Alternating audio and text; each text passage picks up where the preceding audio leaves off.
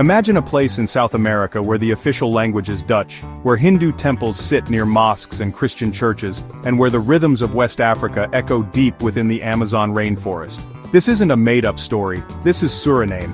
It's a country that often goes unnoticed, tucked away on the continent's northeastern shoulder, bordered by Guyana, French Guiana, and Brazil.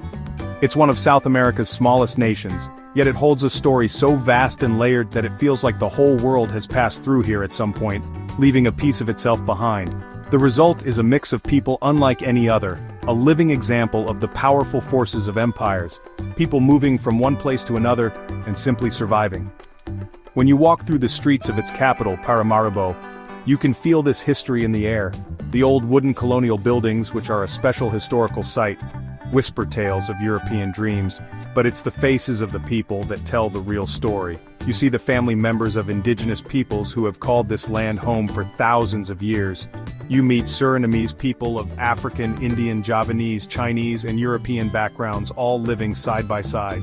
They share foods, celebrations, and even a common local language, Srana and Tongo, which itself is a beautiful blend of English, Dutch, Portuguese, and African languages. It's a place that makes you think differently about what culture and identity mean. This amazing mix didn't happen by chance, it was created through tough historical times, shaped by the big plans of faraway empires and the very personal struggles of people looking for freedom or a better life. From the quiet rivers that were once the roads of the Arawak and Carib peoples, to the harsh sugar farms that lined their banks, Suriname's journey is one of huge change. It's a story of great suffering but also of amazing strength. To understand this small nation is to understand a small version of our modern world, how different cultures can clash, live together, and finally create something new and special.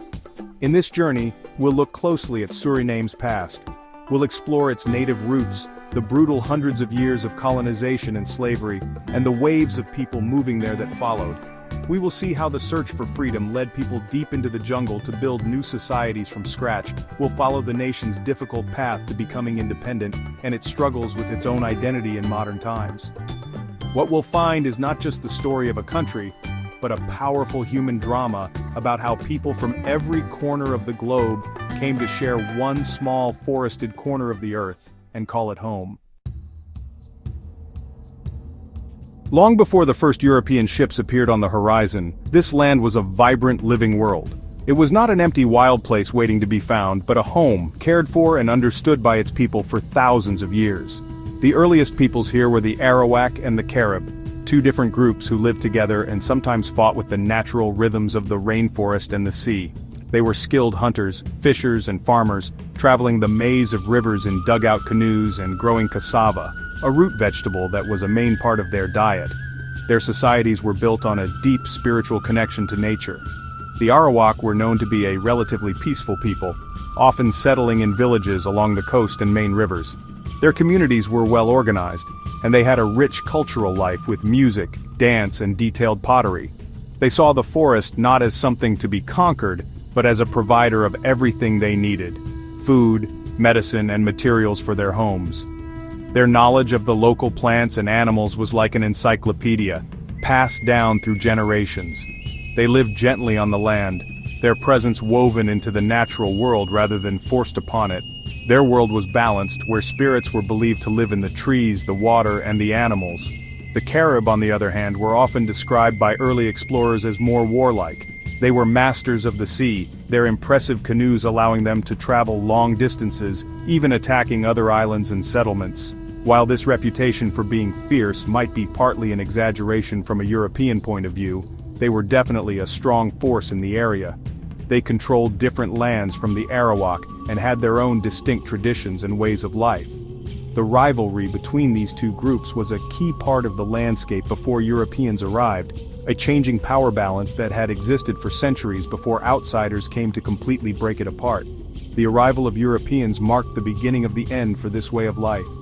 The newcomers brought with them diseases that the indigenous peoples had no protection against, and their endless desire for land and gold led to violent conflict and being forced into slavery. The world of the Arawak and Carib was turned upside down. Their populations were greatly reduced, their lands were stolen, and their cultures were pushed to the edge of disappearing. Today, their descendants still live in Suriname, mostly in small villages deep inside the country. They are the protectors of an ancient heritage, fighting to keep their languages, traditions, and old knowledge alive in a world that has changed so much, it's hard to recognize. The story of modern Suriname really begins with a product that powered empires and caused immense suffering: sugar. In the 1700s, the rich flatlands near the coast became a battlefield for European powers. The English were the first to successfully set up a colony here, calling it Willoughby Land. They started the first sugar farms, quickly realizing the huge profits that could be made from this valuable crop. But their control didn't last long. In 1667, during the Second Anglo-Dutch War, a Dutch fleet sailed up the Suriname River and captured the colony. In a famous trade, the Dutch gave up New Amsterdam, what we now call New York City, to the English, in exchange for permanent control of Suriname. Under Dutch rule, the colony was turned into a huge farming factory. The land was carefully changed, with canals and walls built to drain the wet land, creating a network of farms dedicated to sugar, coffee, cocoa, and cotton. These farms were not just places to grow crops, they were brutal, self-contained worlds built on a foundation of human suffering. The Dutch colonizers, driven by the promise of huge wealth, created a society with very strict levels. At the top were the white farm owners and managers, who lived in relative luxury. At the very bottom were the people whose stolen labor made it all possible: enslaved Africans. The transatlantic slave trade brought hundreds of thousands of men, women, and children from West Africa to Suriname in incredibly terrible conditions. Torn from their homes and families, they were forced into a life of endless, back-breaking work under the tropical sun.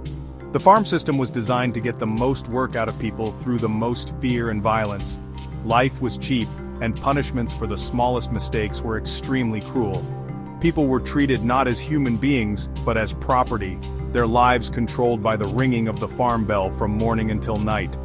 This system of unfair treatment lasted for over 200 years, leaving a lasting and painful mark on the country. The wealth that came from Suriname helped build grand cities and boost the economies of Europe, but it was paid for with the blood, sweat, and tears of generations of enslaved people. The impact of this time is complex and deeply felt in Suriname today. It's seen in the ruins of old farms that are scattered across the countryside, but more importantly, it lives on in the shared memory of the Afro-Surinamese people, whose ancestors endured and survived this unimaginable horror. It is a history that cannot be forgotten.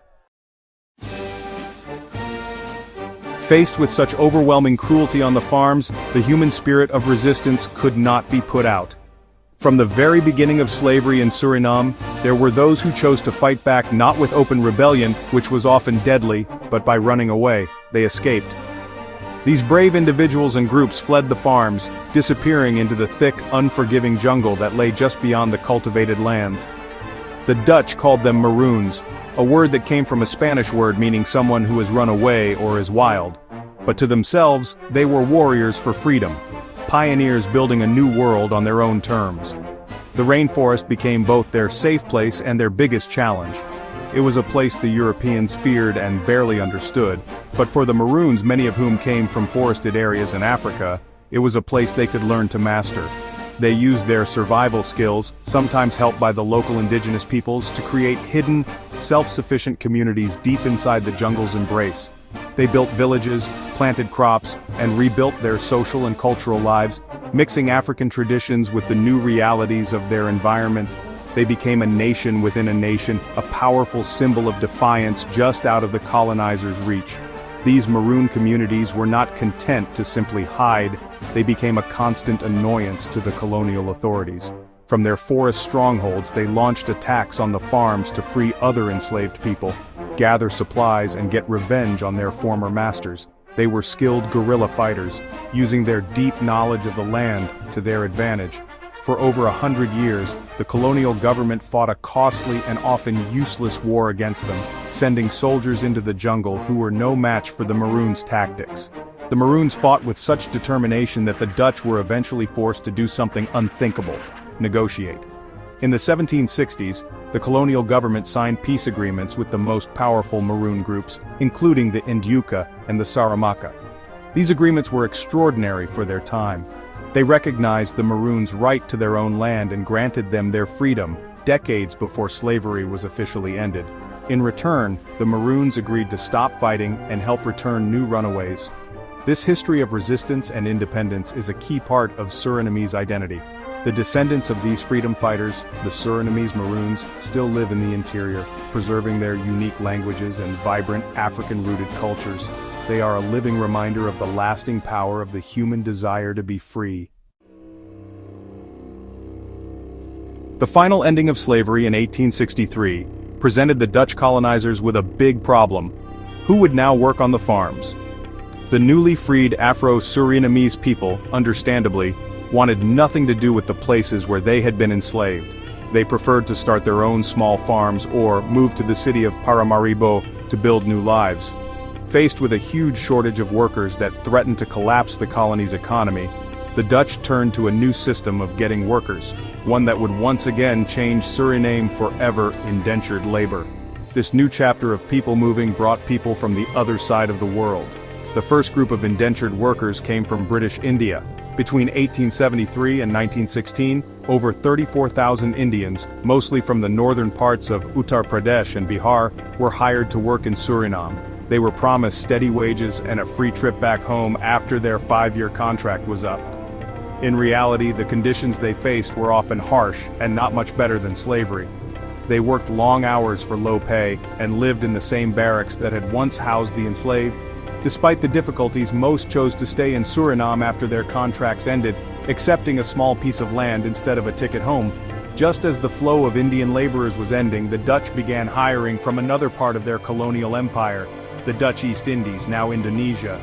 From 1890 until just before the Second World War, more than 33,000 Javanese people made the long sea journey to Suriname. Like the Indians before them, they came looking for economic opportunity, but found a life of very hard work on the farms. The Javanese brought with them their own distinct culture, traditions, and Islamic faith. They too formed close-knit communities, and a large number remained in Suriname, adding another rich layer to the country's culture. These two large groups were not the only ones. Smaller numbers of indentured laborers also came from China, starting even before slavery was ended, to work as merchants and laborers. Each of these groups brought their own languages, religions, foods, and customs. This large movement of people created the unique multicultural society that defines Suriname today. It was a process born from the economic needs of the colony, but it resulted in a social experiment of incredible scale. The descendants of these indentured laborers, the Indo-Surinamese and Javanese Surinamese, now form the largest ethnic groups in the country, their heritage a vital part of the national identity. After hundreds of years of being just a part of the Dutch colonial machine, things started to change for Suriname in the middle of the 1900s. The Second World War had weakened the old European empires, and many countries were gaining their independence around the world. In 1954, Suriname gained some self-government within the Kingdom of the Netherlands, taking control of its own internal matters. This was a big step, but the desire for complete independence kept growing. Political parties started to form, often based on ethnic groups, showing the country's diverse population. The stage was being set for the final break from Dutch rule. The journey to independence was complicated and filled with worry. While some celebrated the idea of becoming a sovereign nation, others were deeply concerned. There were fears that the ethnic divisions, carefully managed by the Dutch for so long, could turn into conflict once the colonial power was gone. The country's economic future was also uncertain. This worry led to a large number of people leaving in the years leading up to 1975. Nearly a third of the population, fearing instability, chose to move to the Netherlands, taking with them their skills and education. It was a huge loss of talented people that the young nation could not afford. Despite these challenges, on the 25th of November 1975, Suriname became an independent republic. The Dutch flag was lowered for the last time, and the new Surinamese flag, with its green for fertile land, white for fairness, red for progress, and a yellow star for unity, was raised over Paramaribo. It was a moment of immense pride and hope. Henk Aaron, the country's first prime minister, led a nation that was now in charge of its own future. The new republic was a government where people vote for their leaders, tasked with the huge challenge of creating a united national identity from its incredibly diverse people. The first few years of independence, however, were not easy. the new democracy struggled with a weak economy, political arguments, and the lingering social tensions between its ethnic groups. The big hopes of 1975 began to fade as the government was accused of corruption and not delivering on its promises. The optimism that had marked the birth of the nation was slowly replaced by a growing feeling of disappointment and frustration. This period of instability created a power vacuum, paving the way for a dark and violent chapter in Suriname's history that no one had seen coming. The dream of democracy was broken in 1980, when a group of 16 army sergeants led by Desi Bouterse took power in a military takeover. This event plunged Suriname into 10 years of political chaos and violence. The military government stopped the constitution and ruled with a strong hand. The darkest moment came in December 1982, when 15 important critics of the government, journalists, lawyers, and union leaders, were rounded up, taken to the old Fort Zeelandia, and killed. These December murders sent a wave of fear through the nation and led to international disapproval and the stopping of Dutch aid. The 1980s were a lost decade for Suriname, marked by economic decline, being cut off from other countries, and an internal civil war between the National Army and Maroon resistance fighters. It was a time of deep pain that still affects the country today. Under huge international and local pressure, the military finally allowed a return to democracy in the late 1980s. A new constitution was put in place in 1987, and elections were held. Although the path has been difficult, and Bouterse himself would later return to power as a democratically elected president, Suriname has managed to keep its democratic system ever since. Today, as we stand in 2025, Suriname is a nation defined by both its incredible strengths and its tough challenges. Over 90% of the country is covered by the Amazon rainforest, making it one of the greenest countries on Earth. This untouched wilderness is a global treasure, full of many different kinds of plants and animals. Yet this very resource is in danger. Illegal gold mining, often using poisonous mercury, pollutes the rivers and destroys the forest. Cutting down trees for wood and farming is another growing concern. The country faces the common problem of a developing nation: how to create jobs and money for its people without destroying the natural heritage that makes it so unique. Despite these struggles, the spirit of Suriname is one of remarkable strength. Its vibrant, multicultural society is a source of immense national pride. Celebrations like the Hindu Fagwa and the Muslim Eid al-Fitr are national holidays celebrated by everyone. The country's diverse food is a delicious mix of flavors from around the world, and the legacy of its history, from the indigenous peoples and the Maroons to the descendants of all who were brought here, has created a people who are survivors. Suriname's story is a powerful reminder that even the smallest nations can carry the weight of empires and emerge with a unique and unbreakable identity of their own.